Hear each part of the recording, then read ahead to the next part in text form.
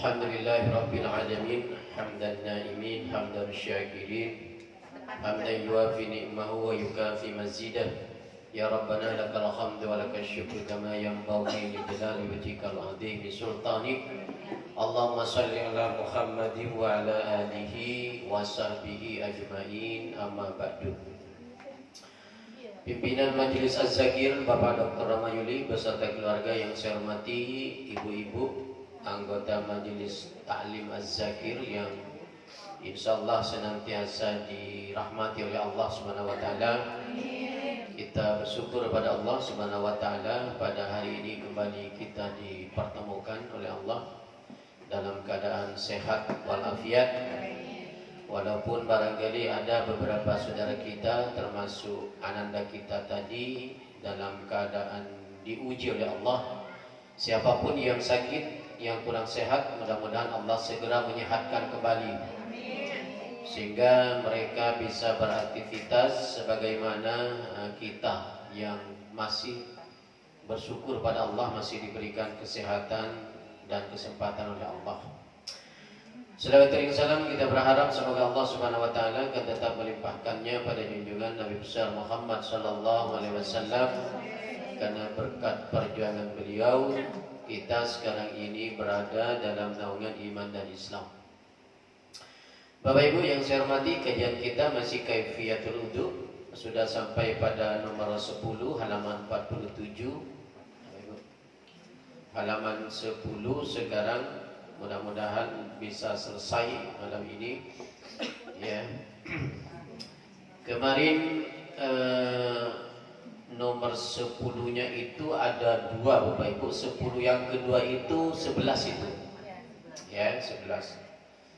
Jadi ada perintah di dalam berwudu itu ma'ad dalki, itu nomor 10 yang pertama, yaitu dengan digosok-gosok. Jadi di setiap kali kita mengambil air wudu itu harus kita gosok, kecuali ketika kita menyapu kepala kita gitu ya, tidak digosok. Sebab kalau digosok-gosok ya amburadul tuh rambut itu gitu kan.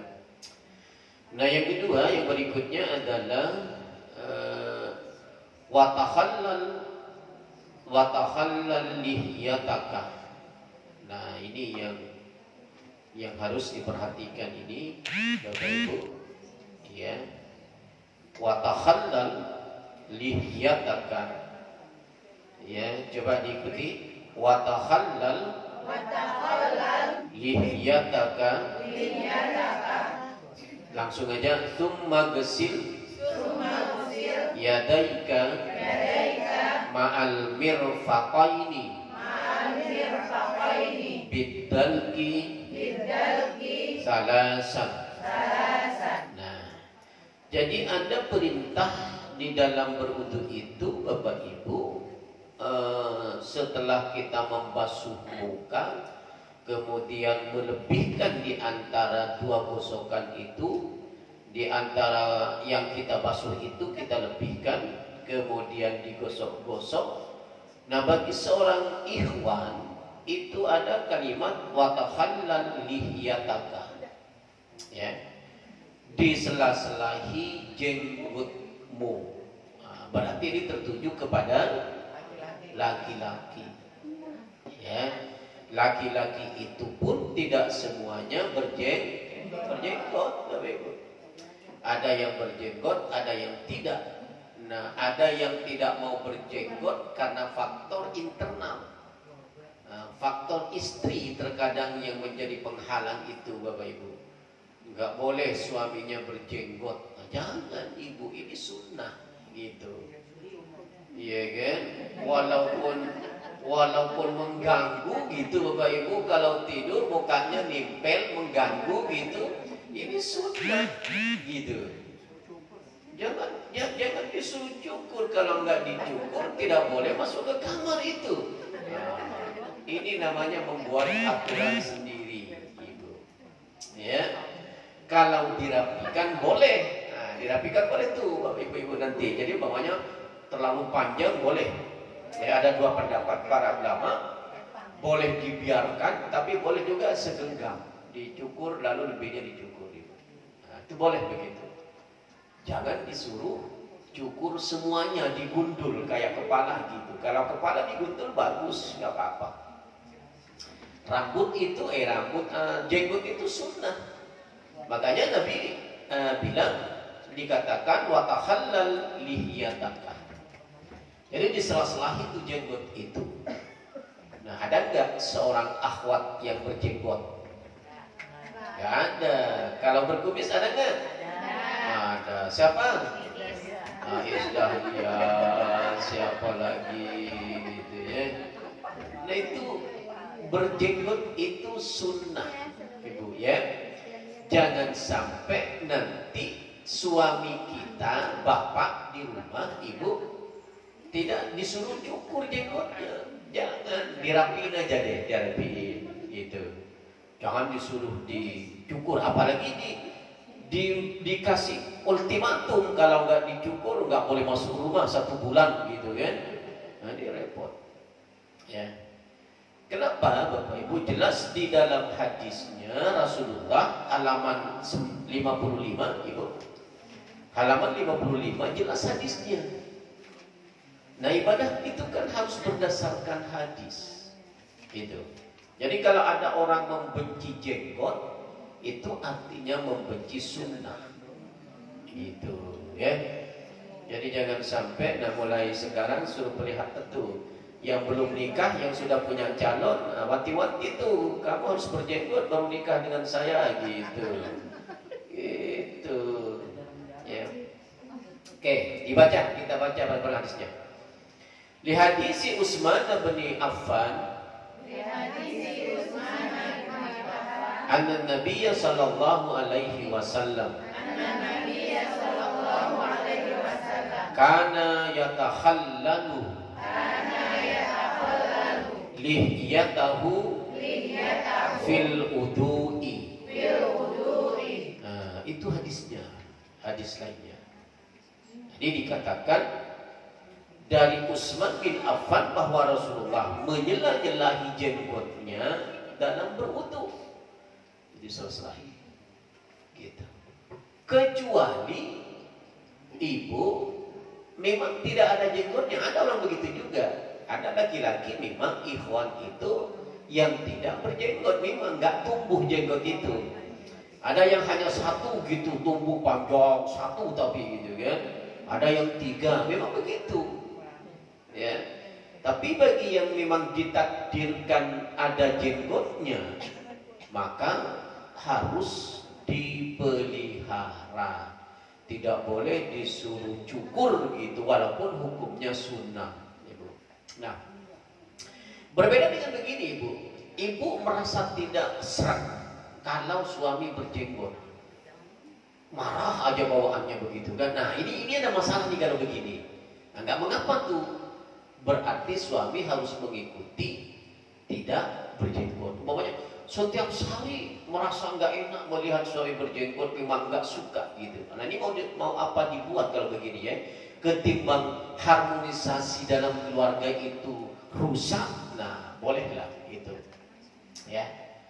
Tapi perlu dipertanyakan juga kalau ada seorang istri yang memaksa ya, dalam tanda kutip tidak boleh berjenggot, nah boleh dipertanyakan juga keimanannya, karena ini adalah ranah sunnah, bukan mubah.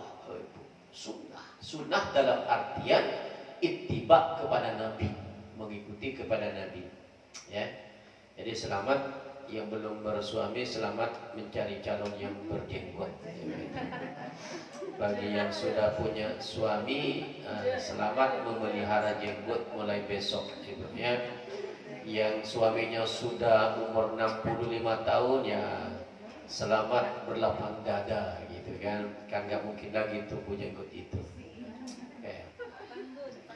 ya kan. Sumat silyadaika ma'al mirfaqaini bidalki thalasa. Nah, kembali kalimat bidalki. Kembali ada kalimat bidalki thalasa. Kapan itu dilakukan? Ketika kita membasuh kedua tanganmu beserta kedua sikumu, digosok-gosok 3 kali. Nah, jadi digosok bukan hanya disiram, begitu Ibu. Ya. Ada kalimat bidalki salasa, digosok-gosok sebanyak 3 kali.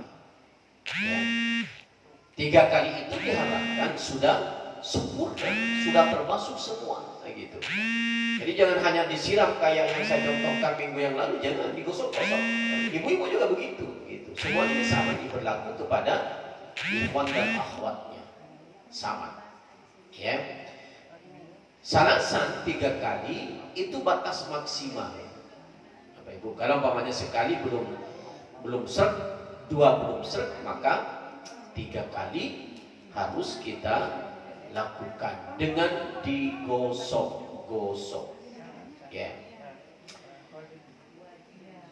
Dasar hukumnya halaman 56. Ya. Summa ghasala yadahul yumna ilal marafiqi salasa marratin. Summa yusra misla dalik. Kemudian basuhlah kedua tanganmu dari kanan dulu sampai siku salasa marratin 3 kali. Summa yusra misla dalik. Nah, apa artinya summa yusra misla dalik itu? Kemudian yang kiri begitu juga. Maksudnya digosok-gosok. Maksudnya. Ya, kembali kepada perkataan yadahul yumna ilal mirfaqi salasa marratin. Nah, kalau yang kiri summa yusra misla dalik. Kemudian yang kiri itu demikian juga. Apa maksudnya? Sama dengan yang kanan. 3 kali kemudian digosok-gosok. Begitu. Halaman 56. Gitu ya. Jadi kiri dan kanan dan kiri harus digosok sampai siku minimal. Nah, sampai siku ini. Lalu ada anjuran sampai melebihkan begini. Kenapa untuk melebihkan itu? Supaya pancarannya nanti begitu bangkit dari kubur di hari kiamat itu lebih banyak bersinar. Nah, Ibu. Jadi kita nanti ketemu kita, Ibu. Orang yang selalu ambil wudhu berarti dia orang yang selalu sholat. Pasti nanti kita ketemu. Ya. Mudah-mudahan Allah mentakdirkan kita bertemu di surga nanti. Ya. Jangan sampai gak ketemu tuh. Ya, makanya banyak-banyak ngajak teman-temannya, tetangganya, Ibu, supaya lebih banyak teman kita nanti ketemu di surga itu. Ya kan? Jadi separuh surga itu seperempat dihuni oleh majelis az-zakir, gitu kan? Masya Allah, nikmatnya luar biasa, Ibu. Ya. Halaman 56 masih ada hadis yang kedua, dikatakan wali hadisin Abdullah bin Zaid bin Asim anifan yang tadi, wa hadisihi aidan, dan ada juga hadisnya anan Nabi sallallahu alaihi wasallam utiya bi thulutsa muddi faja'ala yadluka dira'aihi. Ya, jadi ini ada hadis ya, zira'aihi. Nah, gitu ya. Jadi Asim itu Nabi diberi air 2/3 mud, ya, lalu menggosok kedua lengannya. Jadi digosok, bukan disapu, bukan diusap, digosok oleh Nabi. Ya, makanya ada perintah kalimat ma'ad dalki, Ibu. Ya. Nah, jadi kita sempurnakan nih untuk kita dari sekarang, Ibu. Dari kemarin sudah saya sampaikan. Apa yang tidak sesuai dengan yang dicontohkan oleh Nabi, mari kita rubah, Ibu. Ya. Kembali kepada halaman 47. Ya. Nah, kembali ada kalimat wahallil asabi. Wahallil asabi yang nomor 13, selah-selahilah jari-jarimu. Nah, ini. Nah, kembali kepada waktu mencuci tangan juga. Jadi di samping kita mencuci lengan itu, jari-jari kita ini juga disela-selahi, kuku-kukunya juga, supaya terbasuh semuanya. Begitu. Jangan sampai tidak ada yang terbasuh.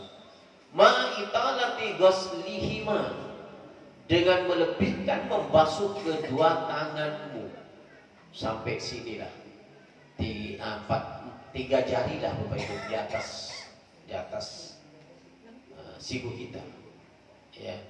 Jangan sampai ke bahu biar gak basah baju, gitu ya. Cukup di sini dilebihkan. Yang penting dilebihkan. Ada perintahnya. Ma'italati ghaslihimah. Dan lebihkanlah membasuh kedua lenganmu itu. Dilebihkan sedikit. Gitu ya. Wabda bil yumna. Ya, mulailah kemudian membasuh dari sebelah kanan. Jadi di dalam berwudu itu kita harus memulai dari sebelah kanan, Ibu. Bagaimana kalau umpamanya kita lupa nih, kita memulai dari sebelah kiri. Sebenarnya dari sisi hukum tidak mengapa, Ibu. Dari sisi fikih nggak mengapa, sah tetap, gitu. Hanya kan kalau Nabi memerintahkan dari sebelah kanan, artinya itu yang terbaik ketimbang dimulai dari sebelah kiri. Karena yang kiri itu adalah perbuatan, perbuatan setan.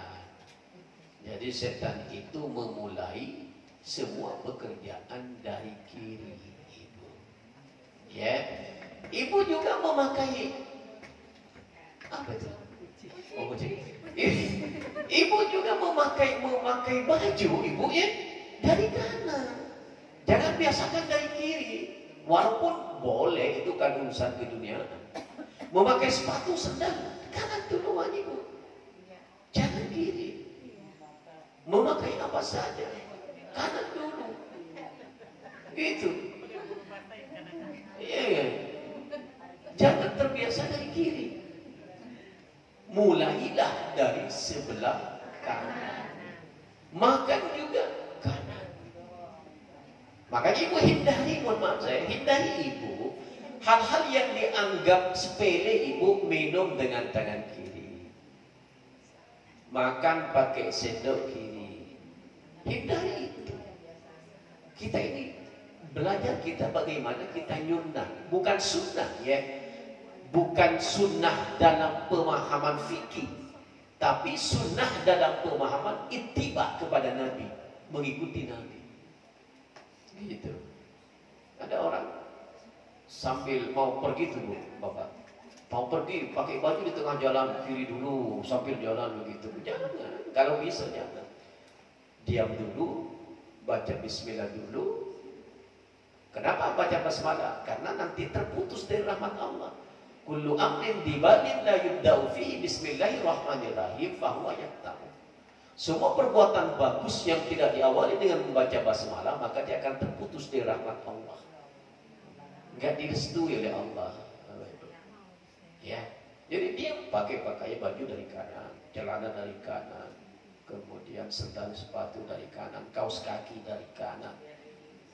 Jangan dibiasakan dari kiri, Ibu. Karena itu adalah perbuatan setan. Gitu. Sementara setan itu adalah musuh manusia. Iya kan? Musuh. Setan itu musuh. Dan tempatnya nanti di dalam api neraka. Khutuwati syaitan. Musuh. Musuh yang paling nyata setan itu. Ibu tergelincir berbuat dosa kesalahan karena setan. Ibu. Jadi setan itu pekerjaannya menggoda manusia supaya terjerumus dari hal-hal yang tidak baik, gitu ya, dari hal-hal yang baik kepada tidak baik, termasuk di dalam berwudu. Walaupun secara fikihnya tidak mengapa, sah saja, tetap Ibu sah wudunya, umpamanya dimulai dari kiri, tapi tidak ittiba kepada Nabi. Nah itu aja sebenarnya.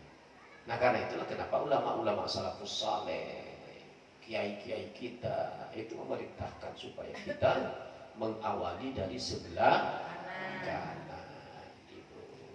Itu ya, jangan dia biasakan dari sebelah kiri gitu. Ya. Dikatakan Rasul dibawakan air itu berwudu 2/3 mud, lalu menggosok-gosok kedua lengannya. Dan disela-selahi jari jemarinya. Begitu. 2 mud itu, Ibu tahu 1 mud itu berapa? Ya, ya sekitar seliteran lah, seliteran kurang kali berkurang seliter itu. Ya. Nanti cari di Google satu mut itu berapa, sedikit kayak aqua kecil itu kan. Nah, itu. Nah, coba sesedikit itu Rasul bisa berwudu, siram sedikit dengan Rasul, nah gitu kan semuanya. Kalau kita kan sekarang kelebihan air, makanya kenapa Nabi mewanti-wanti walaupun air banyak tidak boleh kita berlebih-lebihan. Oh karena air banyak di rumah kita mandi sesuka hati kita begitu. Wah yang bayar saya ini yang bayar. Enggak, bukan masalah dari kuat dan tidaknya bayar. Tapi berlebih-lebihannya itu enggak boleh. Sama dengan perbuatan setan. Gitu loh. Walaupun milik kita. Wah ini saya punya saya keran saya yang bayar listriknya. Benar begitu. Tapi dilarang oleh Nabi perbuatan berlebih-lebihannya itu. Karena itu perbuatan setan. Kita itu diperintahkan untuk sederhana, secukupnya. Makan aja nggak boleh kita terlalu kenyang, gitu. Ya kan? Makan berhenti sebelum kenyang, ya kan? Jangan makan sebelum lapar, berhenti sebelum. Coba. Nah itu kita nggak mampu tuh kita nggak mampu tuh. Ya kan malam-malam kita keluar rumah. Cari nasi goreng, gitu kan?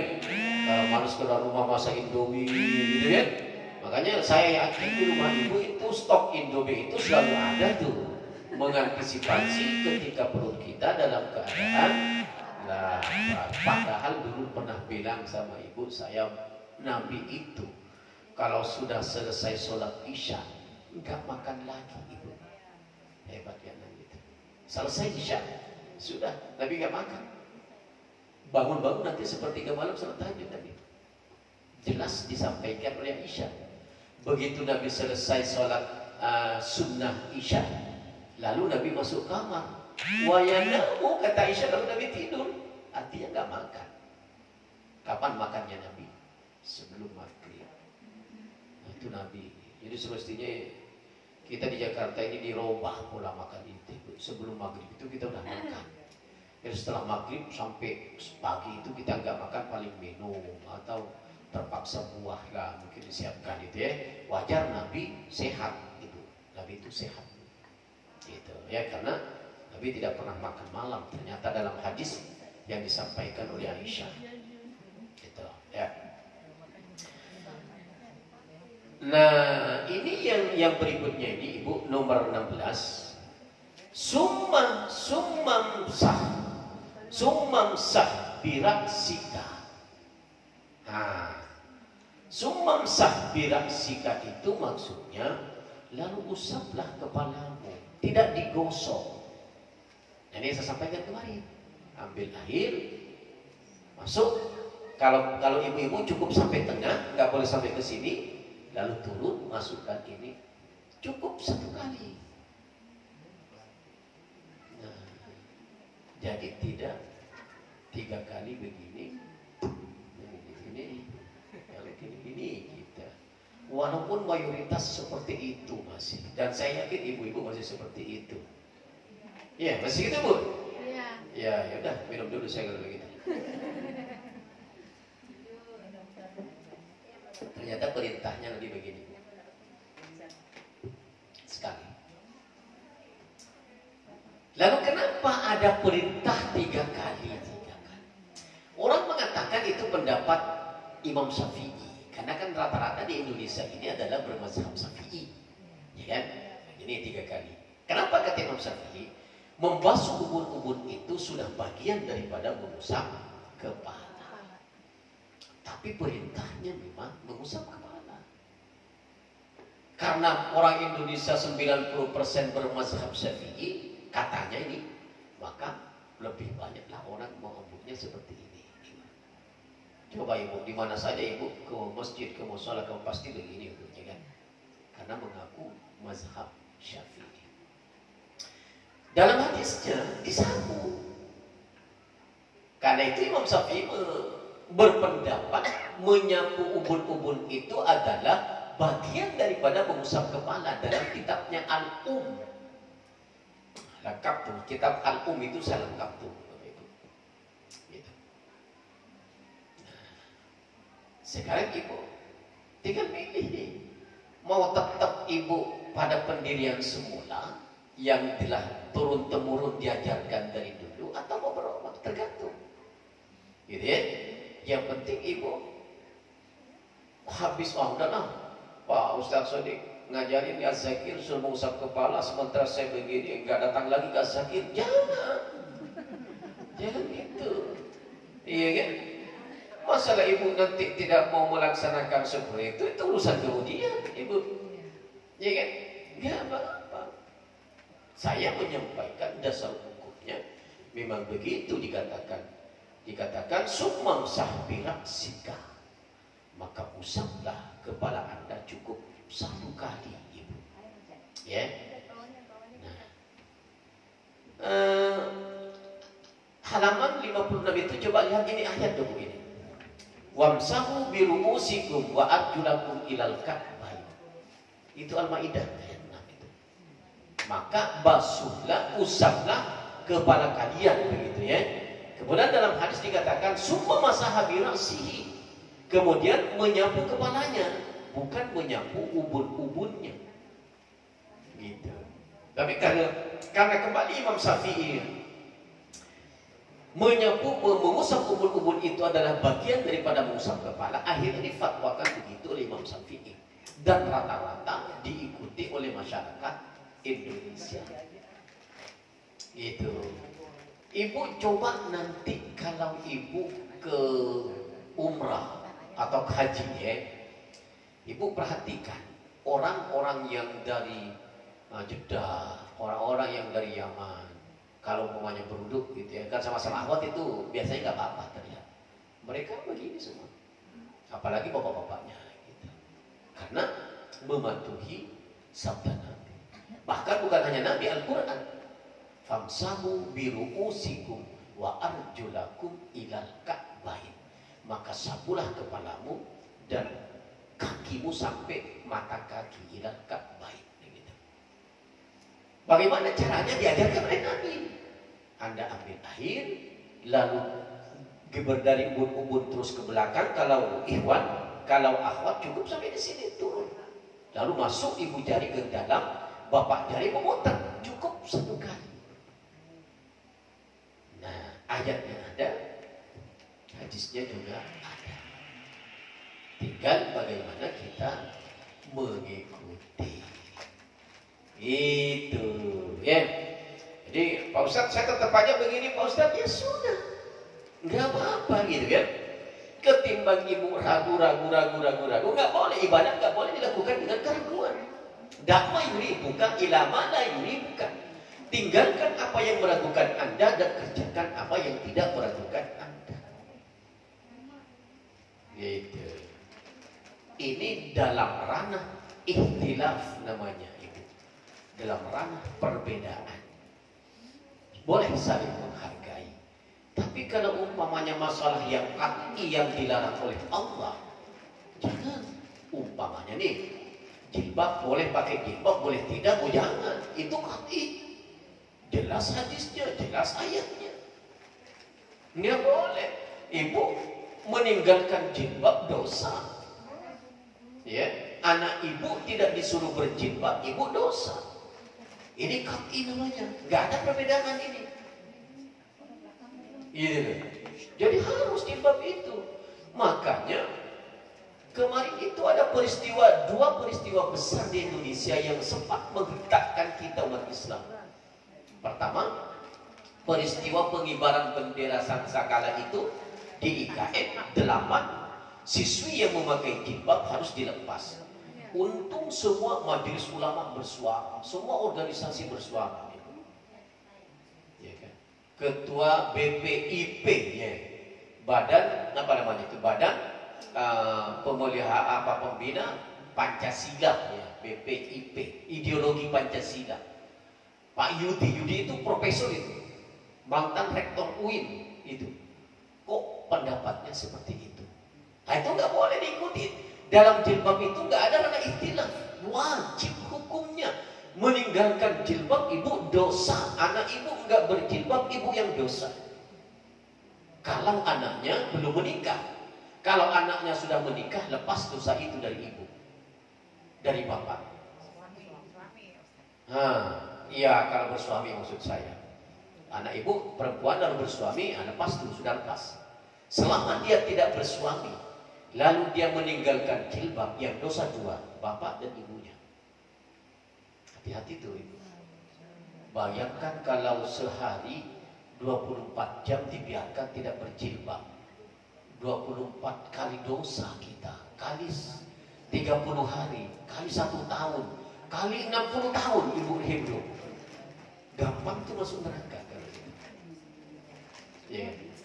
Nah yang kedua, peristiwa rumah sakit di Jakarta Selatan yang memerintahkan siapa saja yang diterima di rumah sakit itu lalu berjilbab diharapkan melepaskan jilbabnya. Konyol itu orang itu. Sampai dokter yang sudah lama mengabdi di situ keluar dari rumah sakit itu karena sudah merasa nggak tenang, nggak senang. Jilbab itu kan wajib hukumnya. Nah, berbeda dengan menyapu kepala itu istilah para ulama, Bapak Ibu. Ya, tapi yang kalau ingin sunnah kita menyapu kepala, tapi kalau kita ingin berpandu kepada Imam Syafi'i, maka kita yang ibu lakukan selama ini. Gitu. Itu hati-hati itu ya.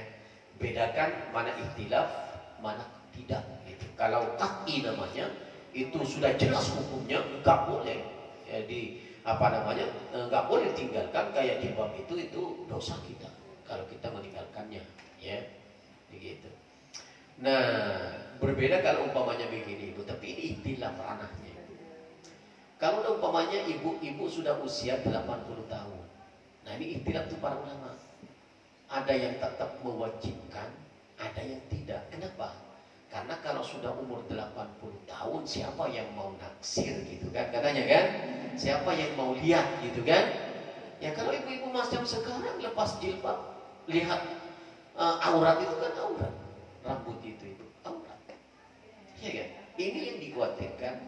Tapi ulama-ulama salafus saleh sama saja Bapak Ibu, selama hidup dia mau nenek-nenek ke usianya 500 tahun ke tetap yang sunnah itu memakai, yang sunnah kepada Nabi, ittiba kepada Nabi tetap memakai jilbab. Walaupun ada pendapat kalau sudah usia renta ibu-ibu boleh meninggalkan jilbab. Salah satu siapa pendapatnya? Quraisy Shihab di Indonesia. Nah, Pak Quraisy Shihab itu membolehkan meninggalkan jilbab seorang istri, seorang akhwat kalau sudah usianya itu di atas 80 tahun. Itu. Makanya anaknya Pak Quraisy Shihab itu ada yang tidak berjilbab. Padahal Pak Quraisy Shihab itu seorang ulama besar. Ya kan? Itu. Nah, hal-hal seperti ini ikuti yang baik gitu ya. Yang baik begitu. Oke. Au binasiyatika wa ala imamati. Ya, atau ubun-ubunmu dengan atas sorbanmu. Kalau ibu memakai sorban, ibu memakai jilbab. Umpamanya nih ibu memakai jilbab, tidak mau membuka karena takut kelihatan oleh orang yang bukan muhrimnya. Bolehlah di atas ubun-ubunnya itu ibu, di atas jilbabnya ibu begini, nggak mengapa. Karena ada hukumnya. Ya. Tapi kalau ibu masuk dalam kamar mandi yang tidak ada orang kecuali akhwat, sama-sama akhwat, maka lebih baik ibu sebagaimana dianjurkan oleh Allah dan Nabi. Gitu. Tapi kalau mau tetap begitu ya silakan saja, nggak mengapa ya. Tapi kalau di dalam ruangan terbuka, boleh ibu begini, gitu, nggak apa-apa. Bahkan membuka jilbab itu nggak boleh. Bahkan kalau mau menyapu kepala, umpamanya di atas imamahnya, di atas sorbannya. Kalau ibu-ibu di atas kerudungnya, nggak mengapa, gitu. Ya. Kalau kita dalam keadaan musafir boleh, ibu ya. Gitu. Jadi dikatakan di atas ubun-ubunmu dari atas sorbanmu dengan menjalan. Nah, ini caranya bu, ya. Ini caranya ini. Bi'imraril yadaini mim muqaddimah iqdamihi ilal qana waraddihima ilaihi. Ya, dengan menjalankan kedua tangannya dari ujung muka, kepala hingga tengkuk, dan kemudian kembali lagi kepada permulaannya. Itu caranya. Jadi diusap, disampaikan oleh Nabi caranya. Itu. Tinggal kita mengikutinya kalau mau. Ya. Coba buka Ibu halaman 57. Ada lagi hadisnya nih Pak. Ibu. Ya, ini hadisnya nih. Ya.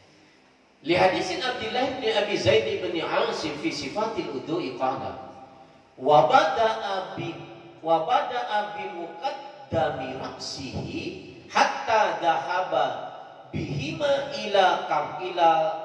ila qafahu summa raddahuma ilal makani alladhi bada'a minhu.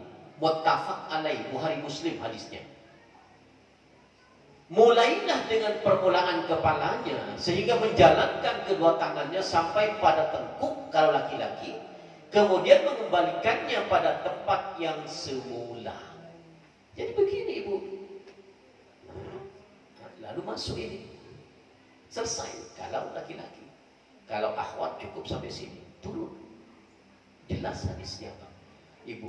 Muttafaq alaih hadisnya, Bukhari Muslim hadisnya. Itu. Ya.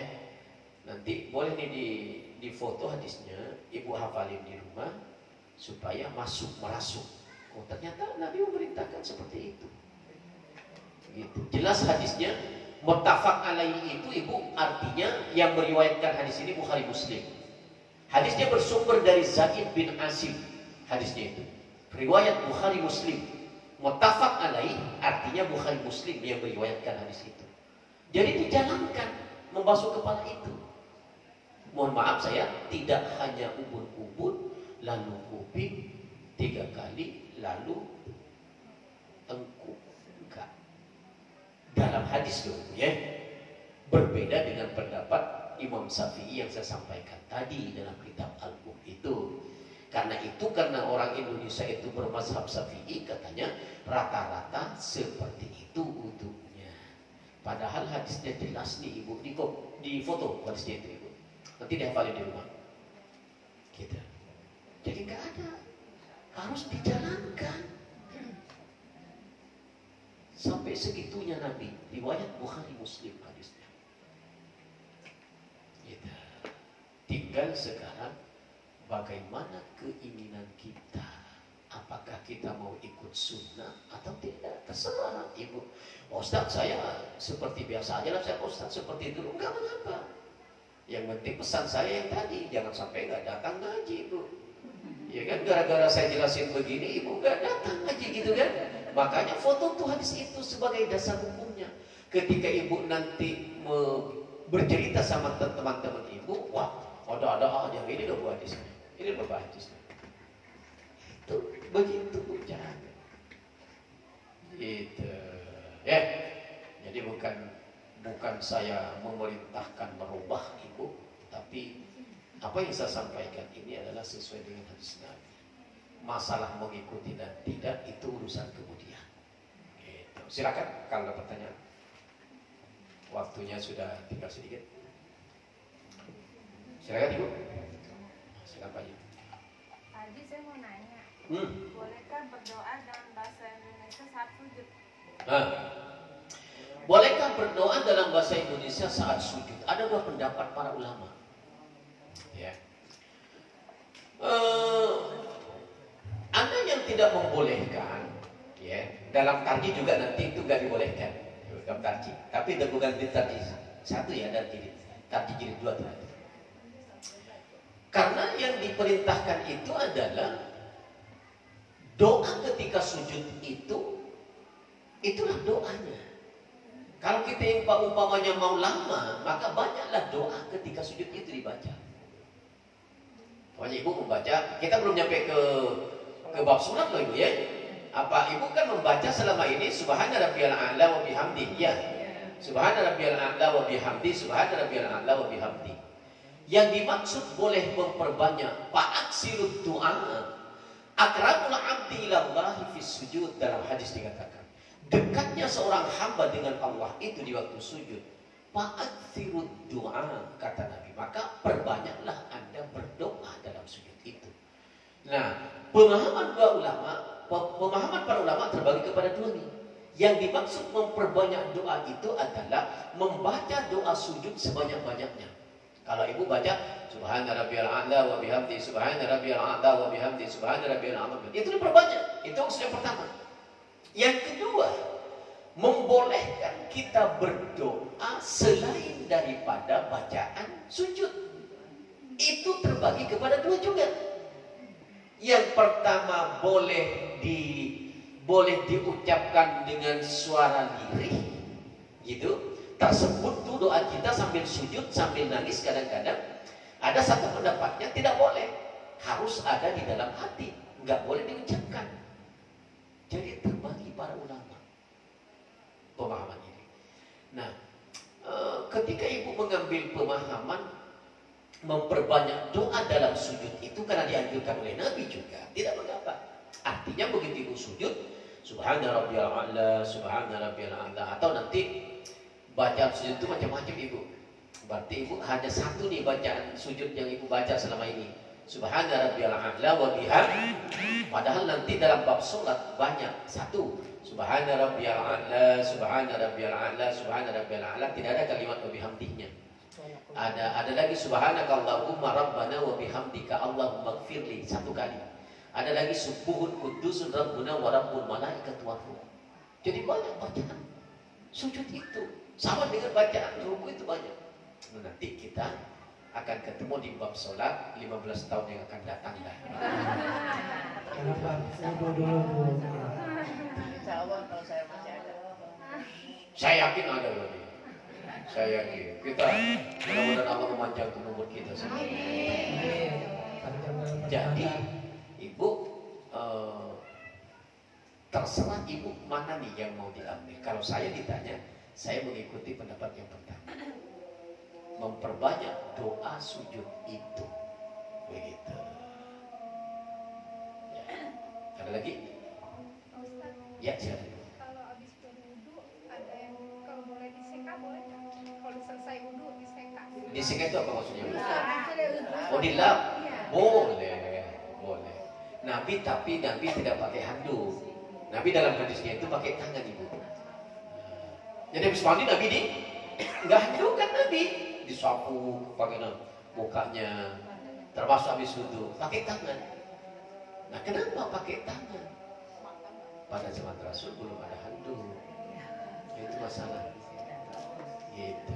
Jadi kalau kita mau pakai handuk boleh, atau mau konsisten ikut Nabi pakai tangan, gitu ibu. Suka pakai tangan gitu ya, tidak pakai handuk. Gitu. Ada lagi? Silakan. Benarkah Rasulullah hadir dalam makhluk yang pembacaan maulid? Apa? Rasulullah hadir dalam makhluk yang pembacaan maulid. Pembacaan maulid. Rasulullah.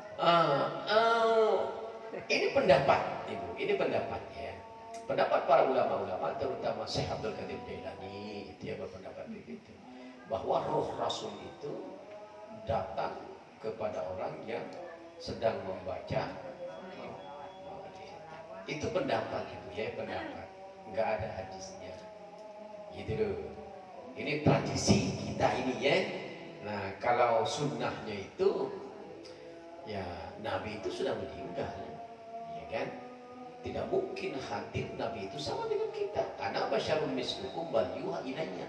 Saya manusia seperti Anda, tapi bedanya aku dipimpin oleh wahyu. Kita enggak, gitu. Jadi nggak mungkin Nabi itu hadir sebagaimana yang disampaikan oleh siapa yang terakhir, Mama Gufran.